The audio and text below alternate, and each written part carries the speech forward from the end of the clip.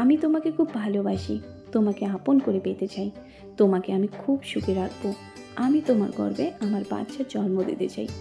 এসব কি বলছিস হাসান? আমি তোর মা। তো কি হয়েছে মা? আমি তোমাকে ভালোবাসি, তুমি কি আমাকে ভালোবাসো না? হ্যাঁ, কিন্তু তুই চিন্তা কর, লোক কি বলবে আমাদের ব্যাপারে? আমাদের জীবন শেষ হয়ে যাবে, বৌমা কি বলবে, আর তোর বাবা আমাদের সম্বন্ধে কি ভাববে? হাসান বলল, কে বলবে মা? কেউ জানবে না আমাদের ব্যাপারে, এটা শুধু আমাদের মাঝেই থাকবে। আমি বললাম, তবুও আমি তোর মা, পাপ হবে আমাদের।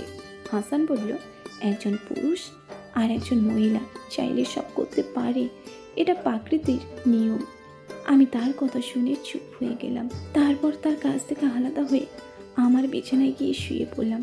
হাসানও ধীরে ধীরে আমার পায়ের কাছে বসে আমার চোখের দিকে তাকিয়ে থাকলো। আমিও তার চোখের দিকে তাকিয়ে থাকলাম। আমারও তার প্রতি টান অনুভব হচ্ছিল, কিন্তু আমি মুখ ফুটে বলতে পারছি না। আমি তাকে আস্তে আস্তে বললাম, আমি কি করব তার কিছুই বুঝতে পারছি না। এটা শুনে হাসান আমার পাশে শুয়ে পড়ল, আমাকে জড়িয়ে ধরল। এতে আমি কিছুই বললাম না, বরং আমিও তাকে জড়িয়ে ধরলাম। তার মতো ছেলেকে জড়িয়ে ধরে আমি অন্যরকম সুখ অনুভব করছিলাম। আমি আমার মাথা তার ঘাড়ে দিয়ে নিজেকে হালকা করে দিলাম। এতে সে বলতে লাগলো, তোমাকে কিছুই বুঝতে হবে না, আমি তোমাকে খুব ভালোবাসি, তুমি আমাকে ভালোবাসো কি না তাই বলো। আমি বললাম, আমিও তোকে খুব ভালোবাসি, কিন্তু এই কাজটা করা কি ঠিক হবে? হাসান বলল, কি মা, খুলে বলো। আমি বললাম, সেই কাজটা যেটা তুই আমার সাথে করতে চাইছিস। হাসান বলল, আমি তোমার থেকে কেমন ভালোবাসা চাচ্ছি মা, একটু খুলে বলো। আমি তখন চোখ বন্ধ করে বুকের সাহস নিয়ে তাকে বললাম, তোকে দিয়ে সম্পর্ক কি ঠিক হবে? হাসান বলল, সম্পর্কের কিছুই না মা, এর মাধ্যমে একজন নারী আর একজন পুরুষ পরস্পরের প্রতি নিজেদের ভালোবাসা প্রকাশ করে। হ্যালো বন্ধুরা, তোমাদের সকলকে স্বাগতম। তো বন্ধুরা, আজকের গল্পটি একদম অন্যরকম। গল্পটি মন দিয়ে শুনুন, আশা করি সবার ভালো লাগবে। যারা এখনও চ্যানেলটি সাবস্ক্রাইব করেননি তারা অবশ্যই চ্যানেলটিকে সাবস্ক্রাইব করে দেবেন। তো চলুন গল্পে আসা যাক। আমার নাম কেয়া, আমি ফরিদপুরের একটা গ্রামে বাস করি। ভালো জমি জমা থাকায় আমাদের কোনো অভাব ছিল না। আমার বয়স 42 বছর, কিন্তু দেখতে 32-এর বেশি মনে হয় না। আমার পরিবারে আছে আমার স্বামী, আমার একমাত্র ছেলে হাসান, তার বয়স 24 বছর, সে দেখতে খুবই সুদর্শন। আর আছে আমার ছেলের বউ মনি, তার বয়স 22 বছর। এই গল্পটা হলো একটা রাতের। এই ঘটনার পর আমার জীবন পুরো পাল্টে গেছে। যা ঘটেছিল তা হলো, আমি আমার পরিবারের সবার সাথে বসে রাতের খাবার খাচ্ছিলাম। বাইরে আবহাওয়া খারাপ হওয়ায় আমার স্বামী বলল, মনে হচ্ছে বৃষ্টি হবে, ক্ষেতের ধানগুলো কাটা আছে, সেগুলো এখনই জমির ঘরে রাখতে হবে। আমি বললাম, তাহলে আমি তোমাকে সাহায্য করার জন্য তোমার সাথে যাই। আমার স্বামী বলল, চলো। আমার ছেলে বাধা দিয়ে বলল, দাঁড়ো বাবা, 2 দিন ধরে তোমার শরীর ভালো নেই, তাই আমি যাচ্ছি। আমার স্বামী বলল, আরে না, আমি ঠিক আছি। তারপর হাসান বলল, বললাম না আমি যাচ্ছি, তুমি থাকো, তুমি আরাম করো। আমার স্বামী বললেন, ঠিক আছে যা, আর যদি বৃষ্টি আসে তাহলে সেখানেই থেকে যাস। হাসান বলল, ঠিক আছে। তাদের বাপ ছেলের কথা শুনে আমি মনে মনে বললাম, আমার ছেলে কত দায়িত্ববান হয়ে গেছে। তারপর আমি আর হাসান ক্ষেতের দিকে যেতে লাগলাম। বাসা থেকে আমাদের ক্ষেতের দূরত্ব 30 মিনিটের। আমরা সেখানে পৌঁছে হাসান দ্রুত সব কাজ শেষ করে ফেলল। আমি শুধু দাঁড়িয়ে থেকে তার কাজ করা দেখতে লাগলাম। তার কাজ করার এনার্জি দেখে আমি মুগ্ধ হয়ে গেলাম, আর মনে মনে বলতে লাগলাম, আমার ছেলে অনেক শক্তি, সব কাজ সে একাই করে দিল। সব কাজ শেষ করে হাসান আমাকে বলল, চলো মা, এখন বাসায় যাই। আমি বললাম, হ্যাঁ চল। যখনই আমি কথা বললাম ঠিক তখনই জোরে বৃষ্টি শুরু হয়ে গেল। তাই আমরা আমাদের ক্ষেতের ঘরে চলে গেলাম, আর সঙ্গে সঙ্গে কারেন্ট চলে গেল। আমি হাসানকে বললাম, হাসান, এখন কি হবে? বৃষ্টি তো মনে হয় 3-4 ঘন্টার আগে থামবে না, আর বৃষ্টি না থামলে তো কারেন্টও আসবে না। হাসান আমাকে বলল, মা, এখন এখানে থাকা ছাড়া আর কোনো উপায় নেই। আমি এখানে হারিকেল জ্বালাচ্ছি, আর তুমি আমাদের জন্য বিছানা তৈরি করো। এই ক্ষেতে আমরা ফসল পাহারা দেওয়ার জন্য প্রায় থাকি, তাই এখানে 2টো চৌকি ছিল। হাসান হেরিকেল জ্বালালে ঘরে কিছুটা আলো হলো, আর আমরা একে অপরকে দেখতে পাচ্ছিলাম, তাই আমি আমাদের জন্য বিছানা ঠিক করে বললাম, হাসান, বিছানা ঠিক হয়ে গেছে, এসে শুয়ে পড়। তারপর আমরা যার যার বিছানায় শুয়ে পড়লাম একে অপরের মুখোমুখি হয়ে। আমার ঘুম আসছিল না, কারোর সাথে গল্প করতে ইচ্ছে করছিল। হাসান ফোন টিপছিল, তাই আমি তাকে বললাম, হাসান আর ফোন টিপিস না, আমার এখানে ভালো লাগছে না, চল আমরা গল্প করি।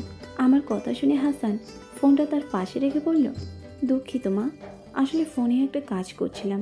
আমি বললাম, হ্যাঁ, এখন তো আর মাকে মনে থাকবে না, এখন যে বউ আছে। হাসান বলল, মা, তুমি তো আমার কলিজা, তুমি ছাড়া আমি কিছুই না। আমি বললাম, যা, আর পাম দিতে হবে না, ভালো হতো এখানে তোর বাবা আসতো, তাহলে তোর বউকে বাসায় একা থাকতে হতো না। হাসান বলল, তুমি তার কথা চিন্তা করো না, সে আমাকে ছাড়া থাকতে পারে। আমি বললাম, সে তো থাকতে পারবে, কিন্তু তোর তো তাকে ছাড়া থাকতে অসুবিধা হবে। হাসান বলল, আমি ঠিক আছি, তাছাড়া তাকে আমার অতটা প্রয়োজন নেই। আমি হেসে বললাম, সুন্দরী বউ রেখে কি দূরে থাকা যায়? হাসান বলল, তুই ভুল মা, আমি থাকতে পারি। আর তুমি সুন্দরী মহিলার কথা বলছো, তা তো এখনও আমার সাথেই আছে। আমি বললাম, কে সে? হাসান বলল, তুমি মা, তুমিও তো একজন সুন্দরী মহিলা। আমি এটা শুনে একটু লজ্জা পেলাম, কিন্তু নিজেকে সামলিয়ে নিয়ে বললাম, আমি কি আর সুন্দরী আছি? সে সময় কবে চলে গেছে। হাসান বলল, তুমি এখনও সুন্দরী, আর সুন্দরী মা। আমি বললাম, বাদ দে, আমরা অন্য বিষয়ে কথা বলি। এইরকম কথা বউয়ের সাথে করতে হয়, মায়ের সাথে না। হাসান বলল, তোমার খারাপ লাগলে আমি দুঃখিত মা। আমি বললাম, খারাপ লাগেনি, কিন্তু এইরকম কথা বউয়ের সাথে করতে হয়। হাসান বলল, এরকম কথা শুধু বউ না, যে কারোর সাথে বলা যেতে পারে। আর মা, মহিলাদের সাথে এরকম কথা বললে তারা জলদি পটে যায়। আমি বললাম, হাসান, কেউ যদি শুনে আমরা মা ছেলে এরকম কথা বলছি, তাহলে কি মনে করবে জানি না। কেন? হাসান আমার নিজের ছেলে হওয়া সত্ত্বেও তার সাথে এরকম কথা বলতে আমার ভালো লাগছিল। এতে আমি ধীরে ধীরে গরম হয়ে যাচ্ছি। আমি মনে মনে চাচ্ছিলাম যেন হাসান আমার সাথে এরকম কথা বলতে থাকে, কিন্তু মুখে না করছিলাম। হাসান বলল, এখানে কে শুনবে মা? এখানে কেউ নেই, তুমি আর আমি ছাড়া। এখানে যদি আমরা কিছু করিও তবে কেউ কিছু জানবে না। আমি বললাম, কিন্তু আমি তো তোর মা, এইরকম কথা বলে এখানে তুই কাকে পড়াচ্ছিস? হাসান বলল, মাও একজন মহিলা, আর সব মহিলাই পটে মা। হাসানের কথাটা আমার মনকে ছুঁয়ে গেল, আর আমার মধ্যে একটা ঢেউ পড়তে লাগলো। আমি বললাম, আমাকে পটিয়ে কি করবি? আমি তো বুড়ি হয়ে গেছি। হাসান বলল, একটা কথা বলবো, কিছু মনে করবে না তো? আমি বললাম, বল। হাসান বলল, তাহলে আমার কসম খাও যে তুমি কিছু মনে করবে না। আমি বললাম, তোর কসম, কিছু মনে করব না। হাসান আমার হাত ধরে আমার কানের কাছে মুখ এনে বলল, মা, একজন মহিলা যতদিন বাচ্চা জন্ম দিতে পারে ততদিন সে সুন্দরী থাকে।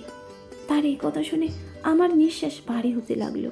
আমি চুপ হয়ে গেলাম, পুরো ঘর শান্ত হয়ে গেল, বাইরে বৃষ্টিও থেমে গেছে। আমি নিজেকে সামলাতে লাগলাম। ঠিক তখনই হাসান বলল, তুমিও তো সুন্দরী মা, আমি তো একা, তাই আমার কসম তুমি আমাকে একটা ভাই বা বোন দাও। এই কথা শুনে আমার গলা শুকোতে লাগলো। আমি বুঝতে পারছিলাম না আমি কি বলবো। আমি তখন সাহস করে বললাম, এটা হতে পারে না। হাসান বলল, কেন হতে পারে না? আমি বললাম, হতে পারে না মানে? হতে পারে না। হাসান বলল, আমার কসম, তোমাকে বলতেই হবে কেন হতে পারে না।